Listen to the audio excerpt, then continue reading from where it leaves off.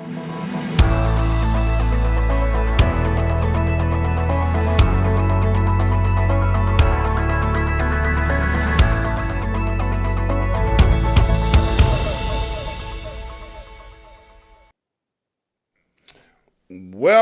welcome, welcome. You're in the right place at the right time.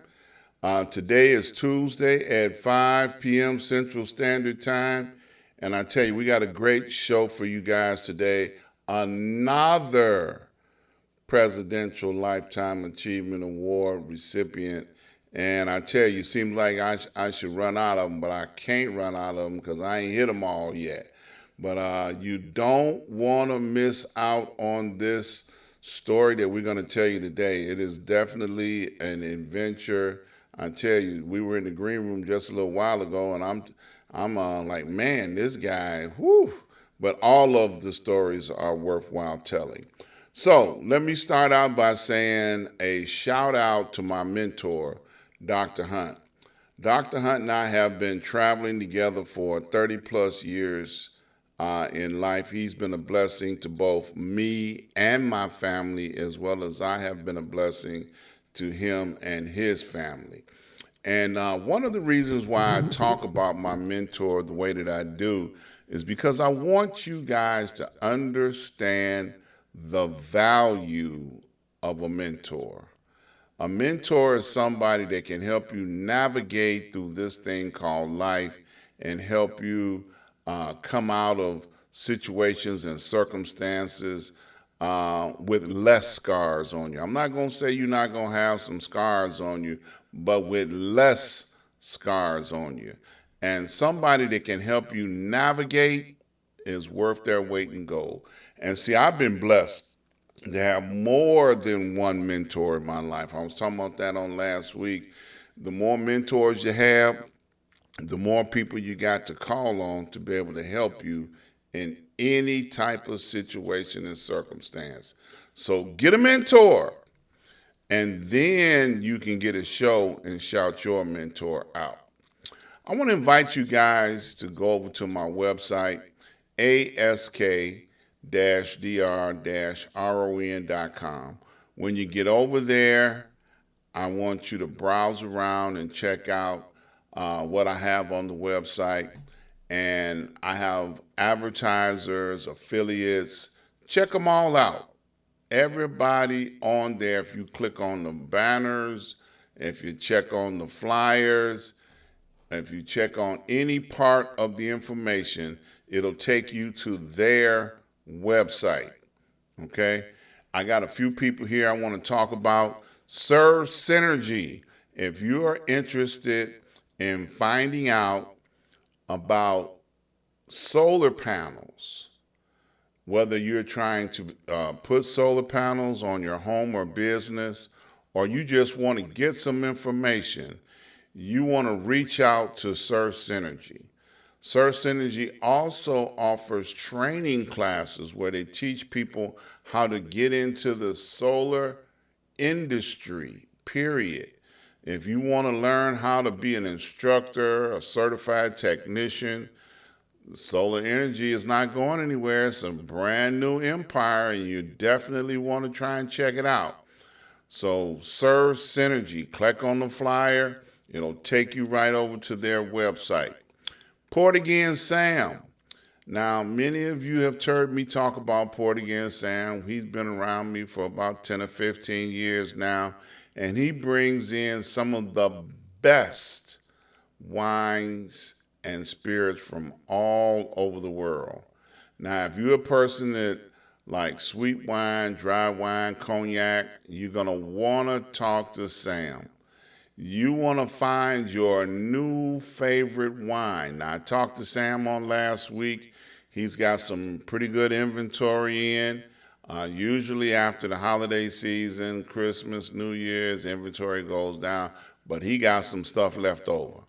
So I encourage you, reach out to Sam, get you a wine tasting so you can find your new favorite wine or cognac. Now, I'm a cognac drinker myself. I'll take a sip every now and then, And I'm glad nobody comes by and asks me for a shot, because then I have to give them some.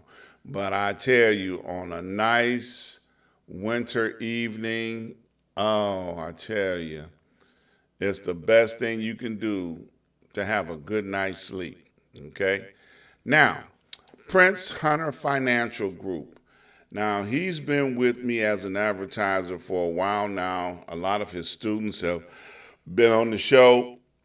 And I tell you, he is offering teaching and education to those that want to understand what the stock market is all about. If you ever wanted to know, he's the person that's offering classes to teach you. You can learn so much from the Prince Hunter Financial Group that you can begin the process of creating financial wealth for your entire family for the future. So I promise you, you're going to want to definitely take those classes and begin to understand what it is that the stock market does and how you can take advantage of it. Now, we got a special promotion that we're offering here at the show. If you reach over to them, click on the banner, make an appointment, you can get 4 free classes that'll help you get started in understanding what the stock market, what the Forex market, what it does. It will help you. If you have no experience at all, it's a great place to start. Get those classes. I can't say it enough. Get those classes and begin the process of learning how to make money on the stock market. Okay? So like I said at the beginning of the show, we've got another historian. This is his first time coming on the show. He's never been here before. And I tell you, just talking to him, I understand the rich history of understanding why he's a Presidential Lifetime Achievement Award recipient. He has so much to tell us. So I want to welcome to the show for the very first time, Ozell Edwards. Welcome to the show. Thank you very much, Doctor. How you feeling today, man? Doing fine. Doing fine. Yeah.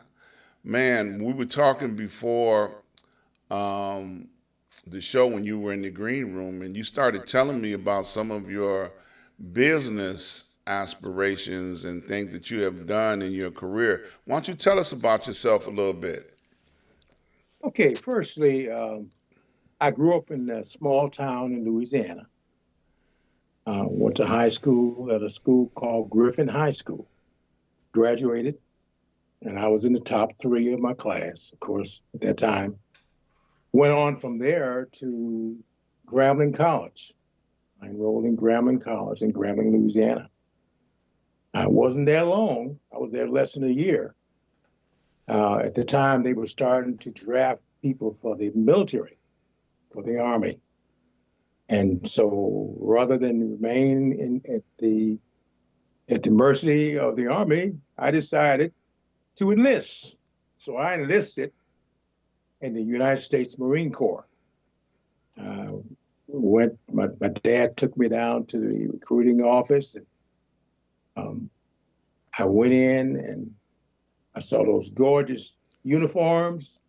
And one key thing that stuck in my mind was that the Marine Corps had a statement on all the brochures. We want a few good men. The gist of it is that you had to be exceptional to be a Marine. I felt that I was exceptional. So I joined the Marine Corps. And they immediately sent me to San Diego, California, from Louisiana, for boot camp. Paradise Island. No. No? There's 2 recruit depots in the Marine Corps. One is in Paris Island in Carolina, and the other one is in San Diego, California. Okay. Mere fact that I was from Louisiana you would think logically they would send me to Paris Island. It was closer. Right. But no, they said, no, you're going to San Diego. So I took a train from New Orleans, Louisiana, all the way to San Diego and went, obviously, by train at the time. Took almost a day and a half to get there. Took a day and a half to get there. They gave me a berth where I slept while I was en route to San Diego. Got to San Diego in the middle of the night, got there, and I remember they had buses waiting outside for all the recruits for the Marines. Mm-hmm.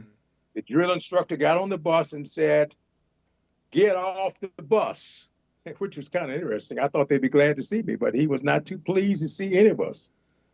But needless to say, I joined because I felt the Marine Corps was the best branch, and I still feel that way today.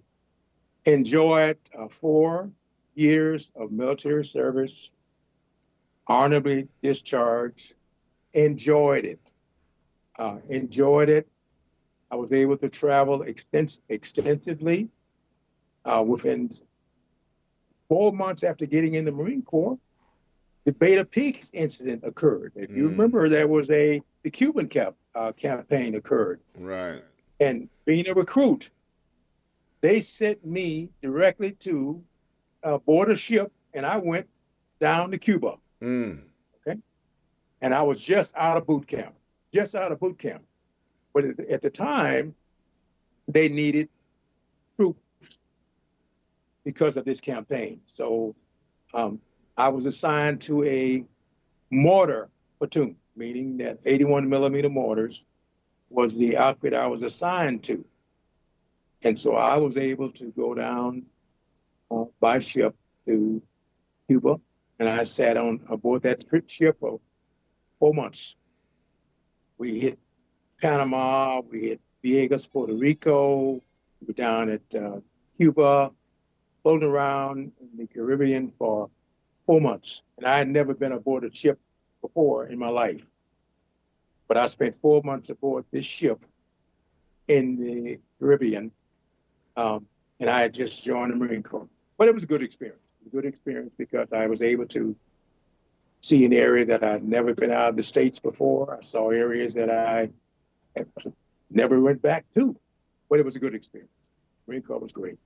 Mm-hmm. So that was my military career. Was honorably discharged in 1966, and I was offered a re-enlistment if I wanted to re-enlist, but I opted not to re-enlist at that point. I decided to go back to school because I hadn't earned my undergraduate degree. So once I got out of the military, I decided to go back to school, which is what I did. Went back to school, earned my undergraduate degree in Illinois. I earned my undergraduate degree at Roosevelt University. I took some courses at DePaul University as well, but I actually graduated from Roosevelt University. And that's where I started to hone my skills in reference to the business world. During that same period of time, I met my spouse that I'm married to now, today. Met my wife, and Margaret and I were married and have been married now for 58 years. Congratulations. Yeah, 58 years. And needless to say, we are the proud parents of 2 daughters, and now a proud grandparent of two grandson, and I have a granddaughter. And they both were born the same year. They're both 21 years of age, and they're both seniors, or will be seniors in college this September. Well, congratulations. So, splendid experience, to say the least. Yeah.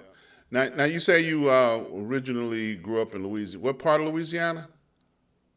I grew up in a town called Lake Providence, Louisiana. I've heard Small of it. town. I've heard of it. Yeah. We Yeah. had, when I was down there, they had maybe three, maybe four stoplights in the whole town. It was a town where I knew everybody and everyone knew me. And Yeah. that was kind of interesting. Yeah. But Now I'm gonna mess you up because I you got some family members that were from Lake Providence. are kidding me. No, You are sir. kidding. That's right. No, sir. My aunt Bessie, they were. She lived in Lake Providence and had her only child in Lake Providence, Essie Lee. You know, Essie Really? Lee. Yeah, Essie Lee. And then my aunt Bessie, her maiden name was Ford. And then she, Four? yep, Ford, Ford. And she eventually wound up in New Orleans. Okay. But she lived in Lake Providence Okay. for a good little while because she I had to. probably know. Yeah, I probably Yeah, know her. If I don't know yeah, her, I know her people. right, Yeah. yeah. And Yeah. I remember when I Yeah. went through Lake Providence, they had one gas station. Well, how long ago was that? That had to be in They the have two now. eighties. That had to be in the In the 80s, eighties. Yeah, they have two. Two yeah, now. I think they have two now. yeah, yeah. Yeah, I was down there in 20 class reunion, so they had two Okay. then. So Yep, yep, they had two. yep, yep. How small Yeah, is the world? Yeah, that's funny. Now you say you went to Grambling for a while. small. Yeah, yeah. Now when you were going to I'm Grambling, was it the rivalry between Grambling and Louisiana State? that that's a rivalry between Grambling and Southern, and we sometimes throw all corn in there too. Okay.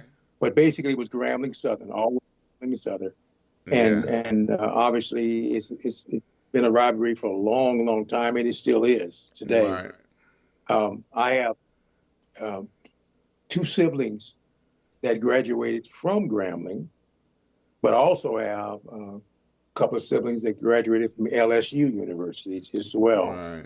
My younger brother earned his engineering degree from LSU, and he was an engineer, and he retired a couple of years ago. So we have a long history of, school, going to school down there, and so forth. And again, I didn't graduate from Grambling, but I did attend initially because that's where I wanted to go. But as I said, the circumstances were such where I had to do something a little bit different. And I was very pleased the way it worked out because the GI Bill gave me the opportunity to go to anywhere I wanted to after serving 4 years. I was able to go to any school I wanted to, and they paid for it. Right. And that's why I tell any young person, if you are involved in the military, there's a lot of benefits to being involved in the military. Not only the mere fact of the interaction with other people that you learn from, but more importantly, you get the experience, the dedication. You learn things. Your ability to concentrate on things is better. There's discipline, things I probably would never have learned had I not been in the military. But GI Bill, GI Bill was able to pay my tuition in college, pay for my books and everything else. My first mortgage and my first house was through the GI Bill. Yeah. So, which means I didn't have to have a down payment, things of that nature. Now I'm toward the GI Bill, but it was a good thing to do because it was able to put me in a position, as I said, to get my first house, and from there I was able to Absolutely. purchase Yeah. things. And I don't think they And have the same benefits available now as they did they back in the day. they Yeah. did and like I said again, it was excellent because they paid for all of my schooling. When I went to DePaul University, they paid my tuition. I went to the Roosevelt, and even the junior colleges I went. And even when I did some advanced studies, they paid for that as well. So Yeah. the bottom line was that don't know whether or not I would have been in the spots I went into had it not been for that GI Bill and Right. being in the military. Yeah. Because after that, it was a matter of being hired at a major corporation, which I was hired at a major corporation in their management program. And all that started because of earning that degree, that military background, It taught me how to be a leader and be in a management type candidate. And for 35 years, I managed everything from a small departments all the way up to stores, operations manager, human resource manager. I did all those kinds of things, and it all because of those skills that I picked up from the military, and of course, going to school helped me as well. So, Yeah, that's that's a testimony in itself. So you would say that you were in corporate America before people of color, and you broke the color barrier or something of that nature. yes, I did. I can think of one instance. I remember I started out as a credit management manager training program at this corporation, and needless to say, um, I went to a location on the near north side, and at the time they had no black managers at all. I was the first black manager at this store, and to say the least, the only person that was black other than me was a janitor. Mm. He was the one that was sweeping the floor, and I was a manager in the store. So it took them a while to get accustomed to me being there. And keep in mind, we're talking about in the early 60s, early 70s. Um, and of course, this particular company was involved with affirmative action programs, and they wanted to hire qualified individuals for, for positions. And obviously, I had to be qualified. I wasn't a DEI hire. I was actually had to be qualified. I had to be tested to be able to get in the management program they had at this particular company. And you had to compete with everybody there. And needless to say, I was able to excel because of my dedication, but because I had a lot of assistants on the side, meaning that there were a lot of good people in this corporation who saw that I was energetic, aggressive about doing the job, and did the job, and being dedicated, meaning that I didn't come if the store opened at 8 o'clock. I was at 7:30, always on time, never late, rarely off. It didn't happen. And again, that goes back to the military thing, being disciplined. If you're scheduled to be there 8 o'clock, be there. If you're scheduled to do certain things, do those things. And that was the key to my success in that corporation. And like I said, I was there over 30 years. Could have gone elsewhere, but why not? The company was very good to me. They paid me well. They took care of me, promoted me, moved me around. While I was with the company, I probably had 16, 17 promotions in that period of time. 3 different houses. They moved me. They literally moved my family to different locations and paid for the movement.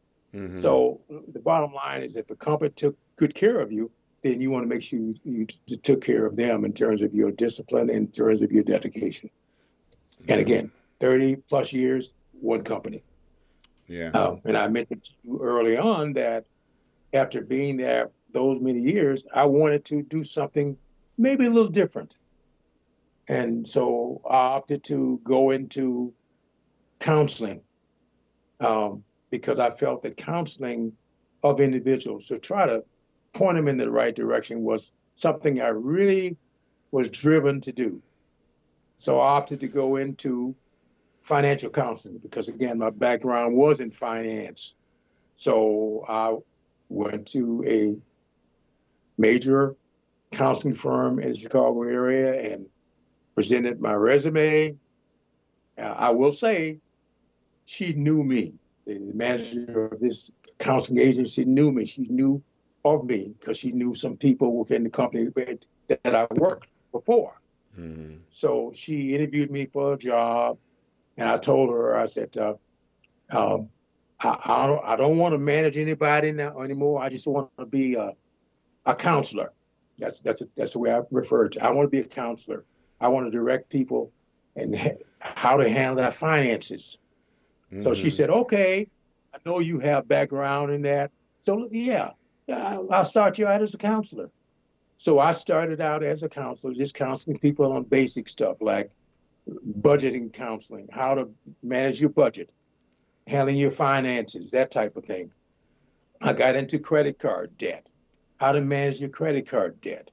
That was part of that program that we had during that time. And this was in 2000 that I started with this company. I was there, no exaggeration. I was there 6 months.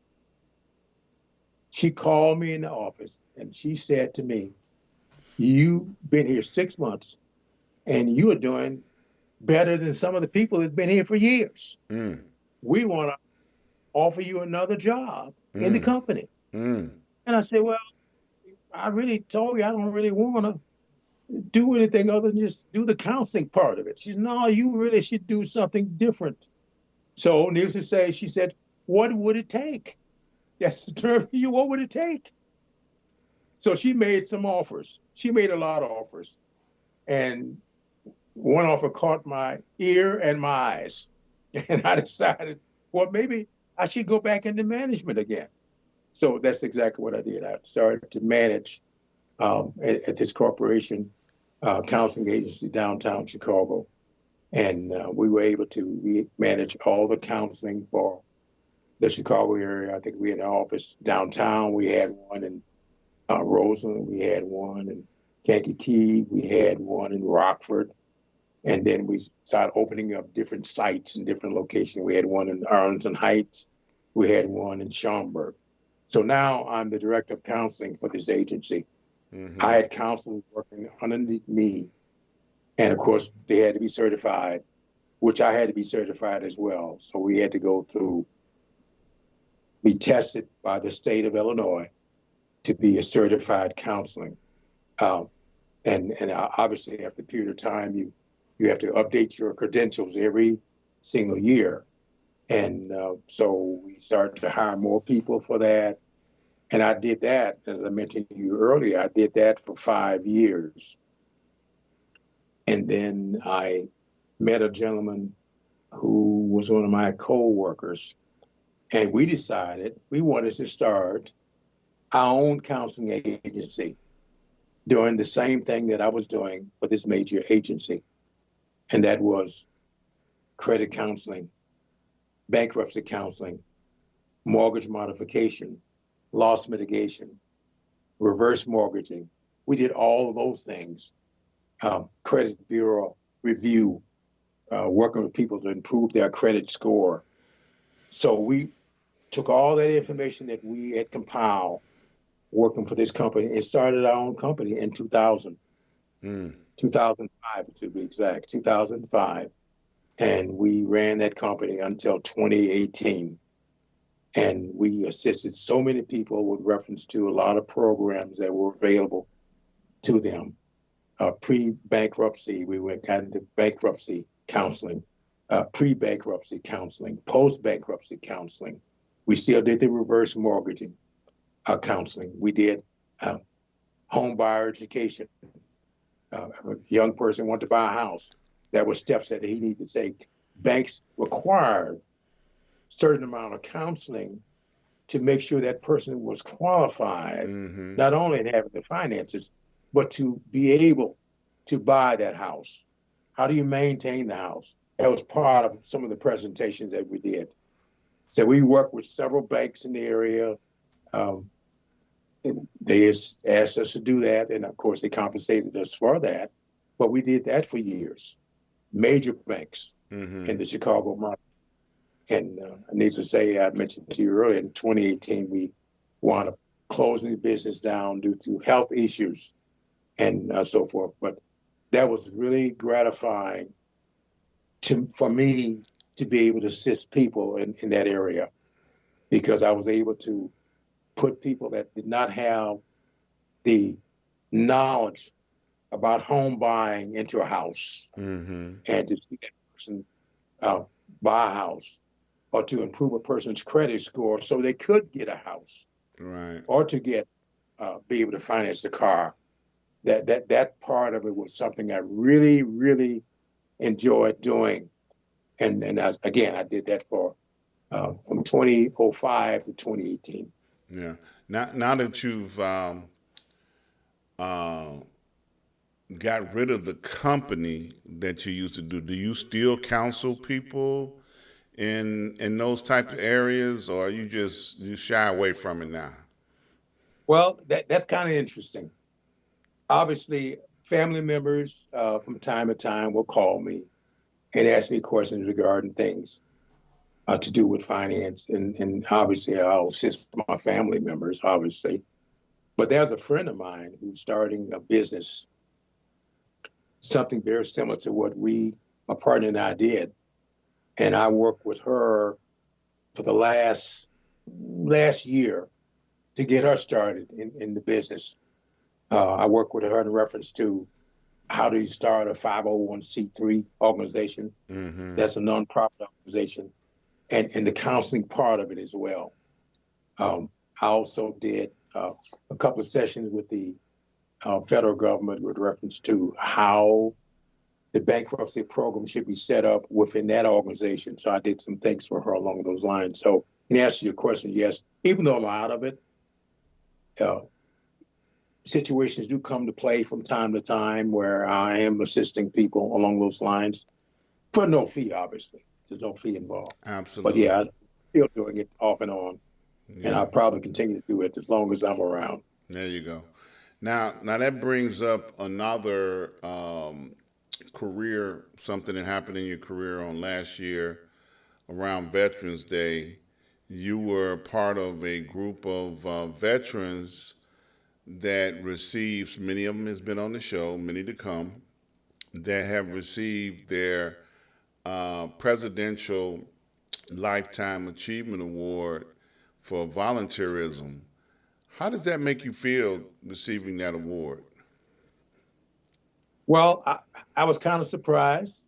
I admittedly, and the reason I was surprised is because there were in our organization. When I mean our organization, talking about the veterans group that I'm involved with, there's a lot of veterans who have longer service than me, meaning they were in the military longer, 20 years, or even longer than that, and they selected me. Um, that surprised me from that standpoint. I was only in one term, meaning I enlisted for 4 years and that was it. I didn't remain in service 20 years or 25 years. So I was a little surprised at that. Um, but I was pleasingly um, surprised, but happy they selected me. Reason being because the mere fact that if they thought that much of me and what I did in my short 4 years career in the military, that made me feel good. Um, in reference to volunteerism, I've always volunteered to do things, not only in um, the service, but in my church. And, Mm-hmm. and that's something I want to definitely make sure that people understand that um, I'm very active in my church and have been for um, 55 years. I've been at the same church for 55 years.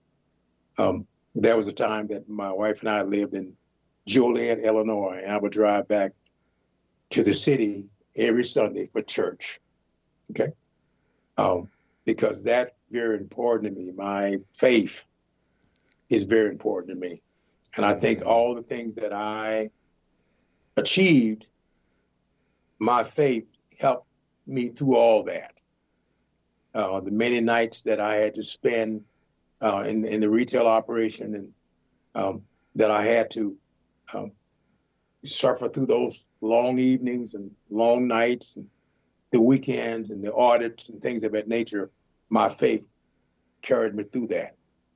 So I don't want to miss that part of it. Mm-hmm. My faith is very important. I think I mentioned to you before that I've been involved in this particular church for many, many years. Mm-hmm. Did many, many jobs within the church, and I'm still there. Yeah. And as long as God gives me strength, I will remain there. Yeah. We talked about it over the weekend, and I told you I knew the senior pastor there back in the day, Jeremiah Wright. You know, Correct. and how we met down in Louisiana. you know, Amazing. yeah, Right? yeah. I was living in Louisiana at the time, and he came down there with one of the pastors to for an installation service in New Orleans.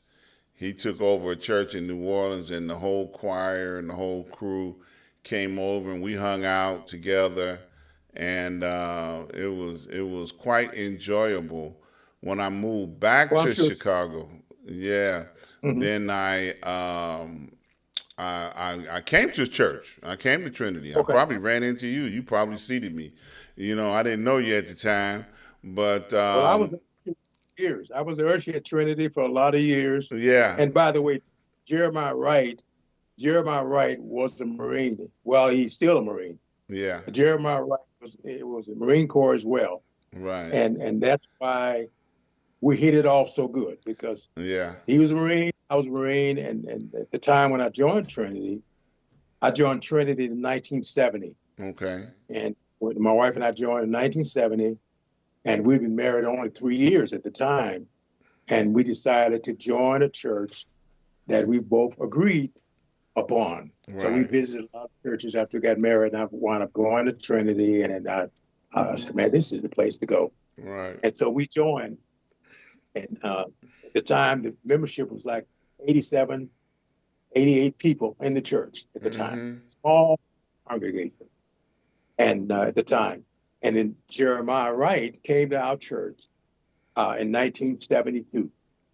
I'd been there a couple of years at the time, but he, super minister, uh, a great friend.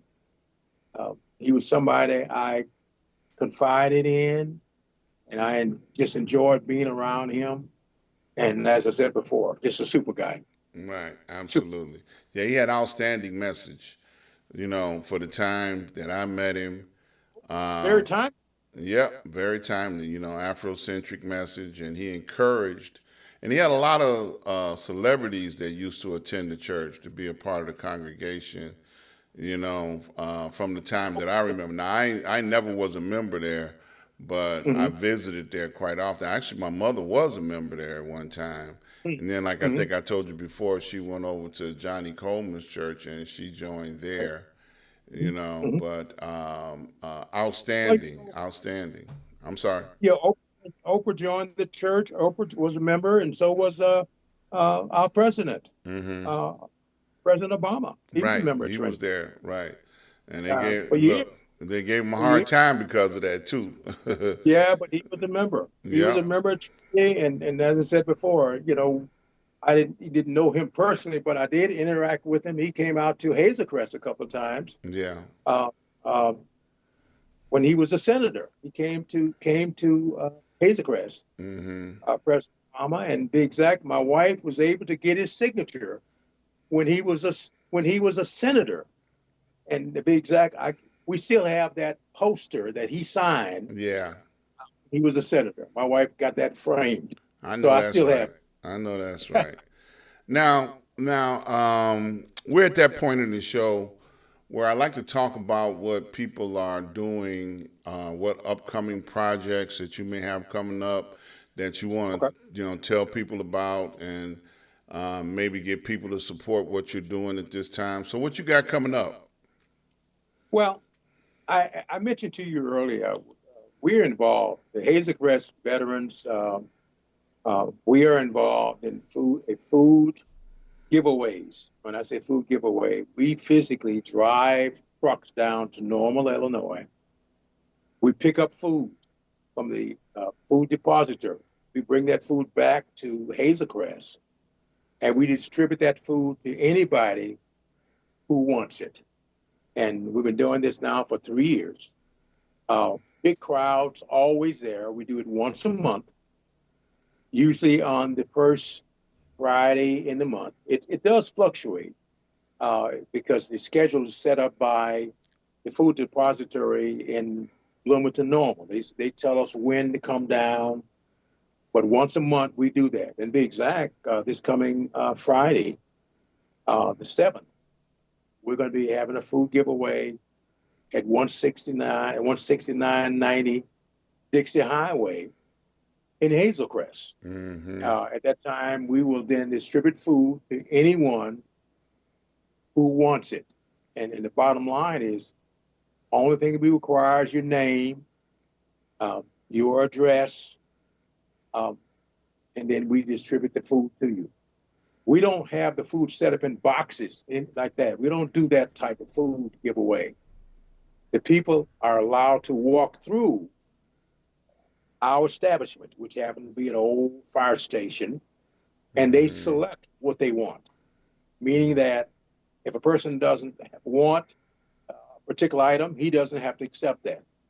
But you can walk through and you select. We have everything from fruits, we have vegetables, we have meats, we have sweets, that's cookies, cake, candy, whatever. We have all those things.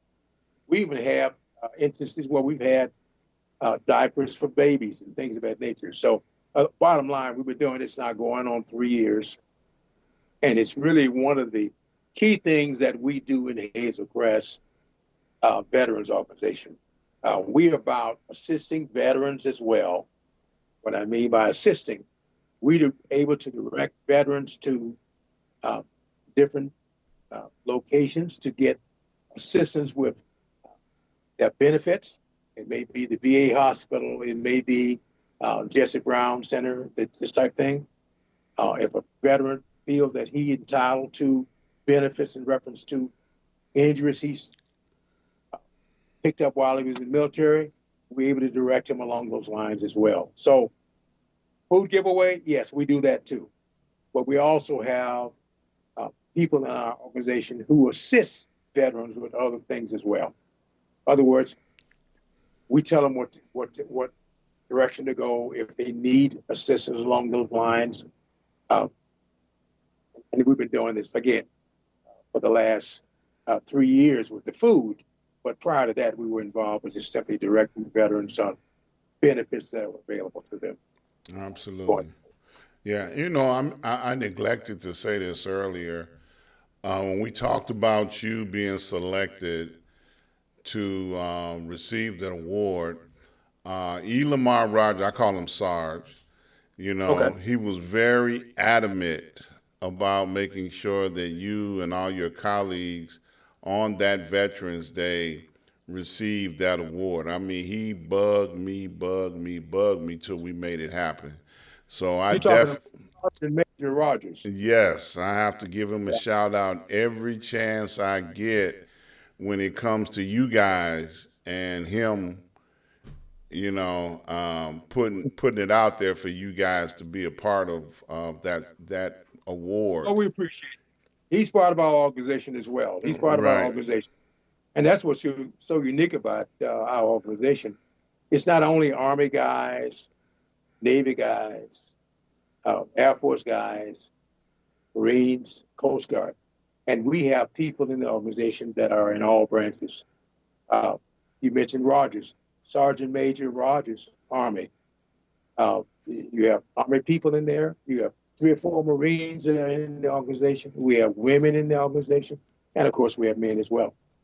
We have Navy Absolutely. guys in the organization as well. So it's a whole bunch of guys and ladies come together for one cause to Absolutely. assist people in our area. That's what we're about. Absolutely. Now, circling back around, this Friday coming up, give them the address again. Now, do they have to The, live in the South suburban area to receive, or? well, not necessarily. And I'll say this again. Most of the people that attend our events are people that have been coming there for the last 3 to 4 years to pick up food. Mm-hmm. We have people in the Country Club Hills area. We have Hazelcrest. We have Markham. We have Harvey, but there are people coming from the city as well. We give to whoever's there. We don't require anything other than the fact that they sign their name, um, specify how many people in your family, and we need that for record keeping. That's what the depository requires. If we're going to continue to give out food, they want to make sure that we have good records. Who'd you give it to? How many people were in their household? They want to know that for their record. And so, in answer to your question, they don't have to live in this area, but for the last 3 or 4 years, it's been people that live in the south suburbs. But if you live in the city, you want to come out, we'll assist you as well. Absolutely. Well, I applaud you tremendously for the work that you have done and are doing. It's real easy, to be retired and act retired. You could easily sit at home and not go nowhere, but you are still at it. You're still out there in the street. You're still helping people. You're still doing things. And we were talking about this before you went on. You gonna get in the truck and drive down there. Yes, exactly. On Friday morning at 7 o'clock, I will be in a 20-foot truck driving it down to Bloomington Normal, which is 125 miles one way. And I'll drive the truck down there. They will load the truck for us. That's the good part. They load the truck for us when we get there. And once the truck is loaded, I will then drive the truck back to 16990 Dixie Highway, and we'll have volunteers waiting for us when we get back, and they will unload the truck. We'll put all the food in the service area for people to pick up. And we start the giveaway at 3 o'clock in the afternoon. 3 p.m. in the afternoon, we'll start. And so we look forward to seeing our normal customers. We call them customers, but they are clients. We're looking forward to it. They'll start lining up probably at 12 o'clock for 12 3 o'clock. o'clock. Man, can I Yeah. cut that line? Can I get in there early? Yeah, okay. Is there a back door? Can I come give the No, secret knock on the door and get in? no, no. It's strictly you line up, the first person comes in, and the next person in line comes in, and so forth. We go by number, we go by if you were there early, you don't number one, you get in line first. And that's where it goes. I got you. There's no shortcuts, there's no corners to be kicked around at all. First come, first serve. I got you. And what we will do, we have to prioritize the quantity that we give to everyone, because if we gave it all to one person, we will run out. Right. So we normally have a restriction on how much we can give each person based on the quantity that we pick up initially from the food depository. Well, I just want to know if y'all got some eggs in that shipment, because if y'all got some eggs in there, I'm cutting the line. I'm telling you now. Well, we have had eggs in the past, but I we have some this time. You I might don't know if look. You might not want to tell them. You might not tell them if you're gonna have eggs, because you might get skyjacked. Okay. they make it wrong. I You know, know what I I know. mean? Look, the truck might not make it back up here to the south suburb. I Well, tell I you, do. boy. That's Look, interesting. yeah, We don't know. We don't yeah, know. that's a good answer. Don't tell them. Yep. You know? And we don't know. Yeah. Basically, go down there. We go down there. They have the food set aside for all the trucks that come in. Right. They have quantity numbers set for each unit based upon your participation, and we can specify the quantity we want. Okay, everyone get the same food, but the quantity is predicated on how much you have given out over the years. Gotcha. And we've been doing it going on 4 years, so we have to specify the quantity, and then Absolutely. they select that. But Yeah. it works out pretty good. I hope there's Well. some eggs on Yeah. it. Yeah. Look, I'm trying to tell you, this government that we got now, they done made it where people have broken into egg warehouses and have I heard stolen. about that. Yeah, man, it's crazy. up I mean, I in like eggs. I don't like them. I don't like them that much, but man, but look, they got social media. Guy go to the barbershop and he pay for his haircut in eggs. oh, that's really amazing. We have gotten eggs before. Uh-huh. We've gotten every, we got well, obviously we get a lot of chicken and Right. we get beef, we get fish, Right. uh, depending on what they have. Right. We've even got watermelons. We had, and we've gotten eggs. We've gotten all kinds of, during the season, we've had bananas. I mean, the assortment is amazing. It really is. Absolutely. And that's what's unique about our food giveaways. It's never the basic like flour, sugar, and that type of thing. We have that too, but we have other things too. We have the snacks and we have the Right. pop. We have water. We have ginger ale. We have all those kinds of things, Absolutely. depending on what the food depository have available at the time. Absolutely. Well, once again, I applaud you for all that you've done in the community and still doing in the community. Now, I always like to ask a couple of questions before we get ready to get out of here. The first question I'm going to ask this time is: did we get a chance to talk about everything that you wanted to talk about? Did we leave anything Yes, out? yes, I did. And the reason I wanted to, one thing I failed to mention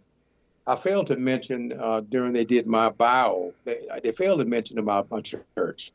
And I did have that in there, but they failed to put that in there. So I want to make sure I put that up there because it's important to me that everyone know that my faith is very important to me. And Absolutely. obviously, my spouse, my wife of 58 years, my two daughters, Tasila and Tia, my grandkids, Brianna and Brandon. I want to make sure I put that out there. And my son-in-law, Brian Harris, I want to make sure that's put out there as well. Mm-hmm. Um, family person, family man, and I will say this, all the people that I've associated with in the last 50 years are people just like me and people that are different than me, but they all were cut off the same cloth. They were family oriented. They were hardworking. They came to work every day. They were dedicated. They were honest. They did the job. Mm-hmm. All the people I associated with were people that were of that same caliber. And they were Mm-hmm. both black, white, Hispanic, but they were all of the same cloth. Hardworking, dedicated, family oriented. And that's what I want to just put out there. All different nationalities, but they were all same cloth. Hardworking, dedicated, cared about their families, strong will, honest people. That's what it's all about, as far as I'm concerned. Absolutely. Absolutely. So I know you deliberately didn't put any communication on there. Do you feel like you want to have, if people want to get in touch with you, you got something you want to put out there, they can reach you? Well, bottom line, I mentioned to you before, the people that really, really matter, they know how to get in touch with me. And Absolutely. the ones that don't, well, again, it is what it is. You better know somebody. I know. Absolutely. You better know somebody. You better go down there to the church and wait till he get there. And look, that can work two ways. Well, that's true. That's Yeah, true. absolutely. Absolutely. Well, thank you for Well, thank you. taking time out of your busy schedule to tell us your story. I appreciate it. And it was an honor and a privilege. I think you were at Sarge's award ceremony, weren't you? Weren't you there? Yes, yes, I Yeah, was. yeah, yeah, absolutely. And it was 13 people on that day that received awards as well on 621, and then you guys were the fall session that Oh, received awards. So it was an honor and a privilege that that I had a small part to play in being able to, be able to award you guys, and I still feel honored and privileged to be able to have something to do with that. It's Well, just, again, you appreciate the effort. You really do. yes. So, all right, now I can go into my other questions. Okay. My next question is, now this was your first time being on the show. Would you come back and see me again? Of course. Good. I got it on record. See, I like to get it on record so that way they can say, "Oh no, I ain't coming back." No, I got you on Well, record. you know what they say though. Sometimes people say things, and then later on they say, "I didn't say that. And yeah, that's what the president do. You I know. didn't say that. I Yeah, didn't say yeah, that." yeah. He good at that one. I call him the orange-haired orangutan boy. He'll say one thing like tonight he gonna be on some type of like State of the Union. I say he ain't been in office long enough to do a State of the Union, but he gonna be on there giving a State of the Union. Okay, so Okay. get you some popcorn because it's gonna be a joke. Okay, Okay. but Okay. but the second question I like to put out there to people is, what would you like to leave with the people before we get out of here today? Well, one key thing I want to leave with everyone is that be steadfast in your beliefs. Get out and vote. Any election, whether it's local election or national election, vote. Continue to vote and vote your interests. Vote your interests. And that starts with even the local elections, your trustees, your mayors. Be involved with those efforts. Don't assume that somebody else is going to do it. Voting is a right that many people have died for. Absolutely. My great grandparents never even voted. My parents were able to vote, but I voted before they did. So my point is, get out and vote. Vote your interests. That's what I want to leave with everyone. Thank you. I appreciate you once again, man. I want to encourage you, and you guys be careful out there on that highway. This coming Friday, be extra careful out there because if people think you got eggs, you're gonna get skyjacked. So be careful. Y'all better be armed. I may put a sign on the truck. We have no eggs. Right, yeah. Y'all might need to be armed guards on the way down there just to be safe to get back. But That is coming. you be careful, man. And I thank you once again for being a part of what we do here. I'm gonna ask you to stay right there while we end the show for today. So once Okay. again, thank you, sir. Just stay right there. I want to invite you guys to come join me tomorrow. Street News Now on the Noon Report every Wednesday. We talk about news commentary from our perspective and our point of view. So join me tomorrow at noon, right here, same time, same station. Also want to invite you guys to join me each and every Saturday at noon from the desk to Dr. Ron, where I get a chance to tell you what's on my mind. I get a chance to tell you guys what I've been going through for the week and encourage someone to, if I'm going through it, you going through it, you can survive it too. Okay? Also, each and every Sunday, we believe in celebrating Black History 365 days out of the year. I know you guys just came out of Black History Month. Well, I believe in celebrating all year. I don't give up. Each and every Sunday evening, we're going to get that going again so that you guys can help celebrate Black History all year round. I want to thank all those that have made contributions and donations up to this point in time. These are all the areas in which you can donate. Thank you so very much. I live off of your donations, so keep up the good work. Keep on making contributions.